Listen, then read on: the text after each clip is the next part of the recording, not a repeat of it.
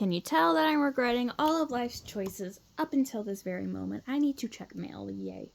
But first, Chapter 2.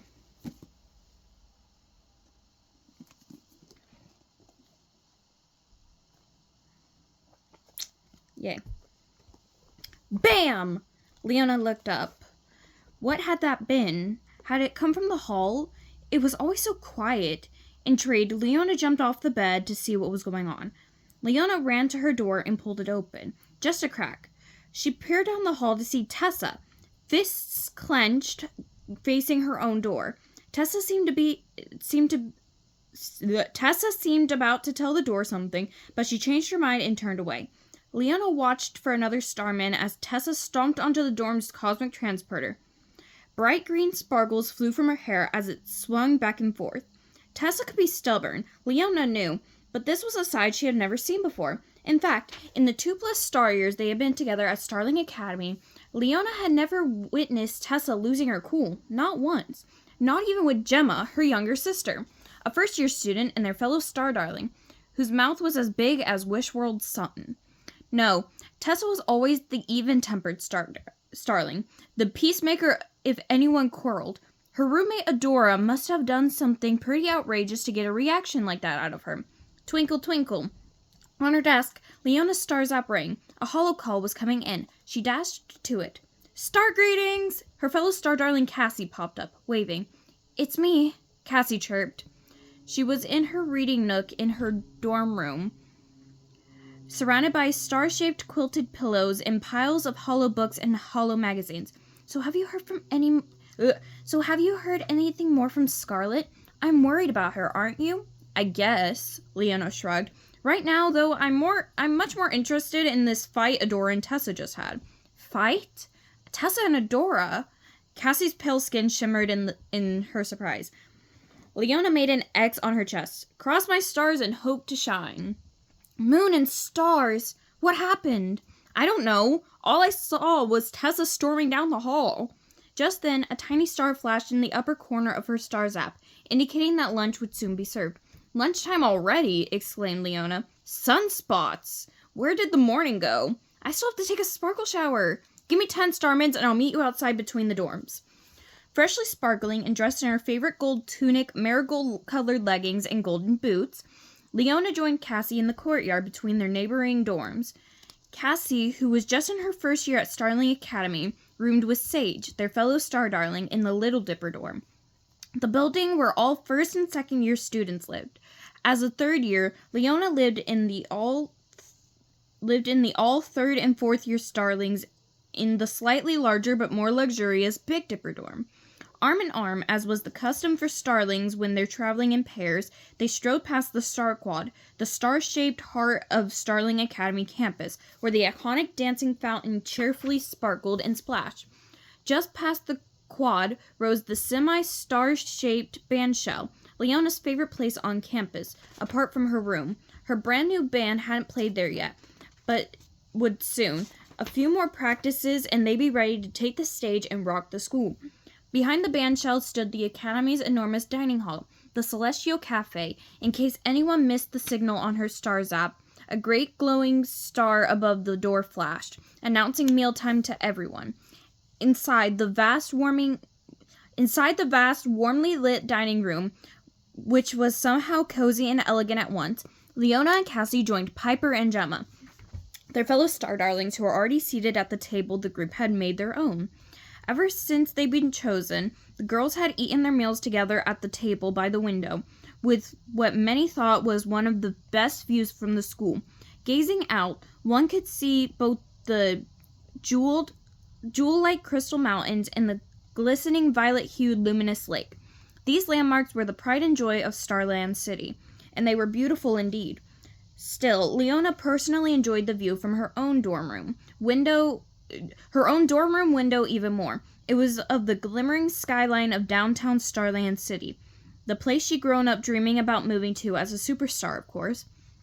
Before the girls could even exchange star greetings, a bot waiter appeared. It filled their crystal goblets with sparkling water and placed a piping hot roll fresh from the oven for each of them on their china plates. Star greetings, Leona. Cassie. What is it that you desire? Asked the Baba waiter. Let's see. Leona's forehead wrinkled. What would she have that day? There was no menu for them to choose from. They could truly order anything their starling hearts desired, and Leona prided herself on never having ordered same thing more than once since she had been at Starling Academy. "A garble green souffle for me, please," said Cassie. "Really? Again? You don't get tired of that?" Leona asked. "Not really," said Cassie. "It's tasty, and it's healthy.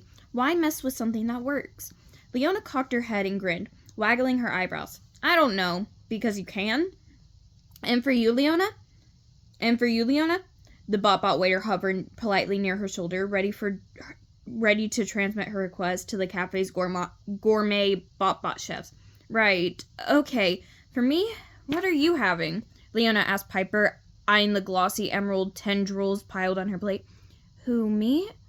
Oh, a starweed salad." Leona scrunched up her nose. I'll pass. "What about you?" She turned to Gemma. "Me?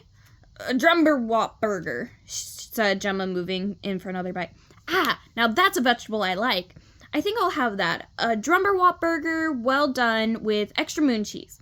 I haven't had that before, have I?" The bot waiter scanned its memory to check. "No," it replied decidedly. "Never with extra cheese." "Starmendous! Starmendous! Star salutations!" Leona thanked the server with a wave. "So," she went on, gazing around, "where's everyone else?" "Well, we know where Scarlet's not," said Gemma, as a glop of bright orange mustardia blossom sauce dribbled down her chin and onto her shirt. She glanced down, not sure where to wipe, since it was the same color as her top. "Well, that I knew," said Leona. Do you know that she's moved out of my room?" "Really?" said Gemma. "Already?" Leona nodded completely. "Everything's gone. Not a speck of hot pink or black. It's like she was never there." She smiled. But she was. Don't forget that," said Piper. I wasn't going to, but star salutations." Piper tossed her pale green hair over her shoulder. "You're welcome," she replied. Cassie spoke up. "Well, Scarlet still has to eat. Even if she's not a star darling, she's still a student. Is she sitting with someone else?" The dining room was so vast it was hard to identify each and every sparkling face, but Scarlet had always stood out in the crowd in her palette of hot pink and jet black.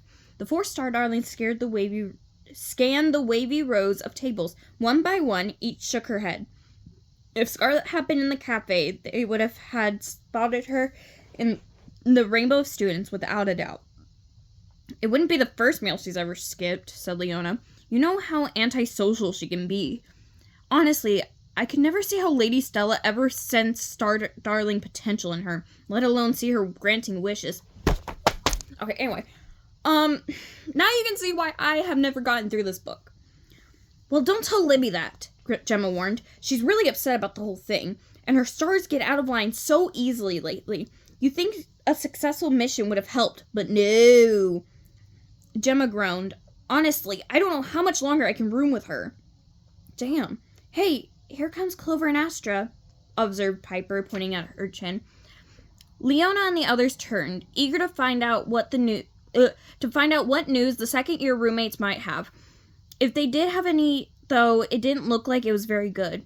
"What's wrong?" Cassie asked as they reached the table. Clover shrugged and nodded towards Astra. "Ask her!" "No, ask her!" Astra slid her warm auburn eyes to Clover. "Seriously, what were we fighting about again?" "Well, if I remember correctly, you were cheating." "But I wasn't." "But you were." "Oh, just a minute, Astra," Gemma cut in. "Everyone knows you hate to lose." Astra glared down her nose at the ginger-haired starling. Her own flame-red hair flickered indignantly. That doesn't mean I cheat, Gemma. Who asked you anyway?" "Could somebody please start from the beginning?" said Cassie. "It's no big deal," said Clover, shrugging the whole episode away. She shook off her plum jacket and tossed it over the back of her chair. With a flick of her head, she shook her violet bangs out of her eyes and sank into her seat. "I'm not even mad anymore. We were playing a friendly game of hollow cards in our room, and Astra cheated. The end." But I didn't cheat, groaned Astra. I mean, what kind of starling do I think I am? What do you think I am? Besides, Clover, I didn't even need to cheat to win. You tried to shoot the moon when you knew I had broken hearts. Just forget about it, said Clover, bowing her head. You know, I was kind of missing having a roommate, said Leona, chuckling, but now not so much anymore. It's not funny, Piper said, leaning intently over her salad. I don't know if you starlings have noticed it, but lately I've been sensing a lot of tension in the air, including from my own roommate, Vega. She wasn't talking to me this morning when she left. In fact, Piper frowned and slowly sat back. I wonder if that's why she's not here, because she's still so mad. Like Tessa and Adora? Exclaimed Cassie. What about Tessa? Gemma's ears glistened at her sister's name. By that time, though, a duo of bot guards... Oh my fucking god. By that time, though, a duo of bot waiters had returned to take Clover and Astra's orders and serve Leona and Cassie's food. Star salutations! Leona licked her lips and used her wish energy manipulation skills to mentally flick open her napkin, a crisp cloth square, which then laid across her lap. Could we worry about all that stuff later and worry about eating right now? She begged. So we have now been introduced to more of Piper and Clover, thank God, because I don't know how much more I could have taken without those two talking, because like they're two of my favorite characters. Like Clover is my favorite character, followed by Scarlet, Adora, then Piper, and I'm just like, babes, I love you. And I would have been really mad if they didn't start talking soon. So I will see you guys later.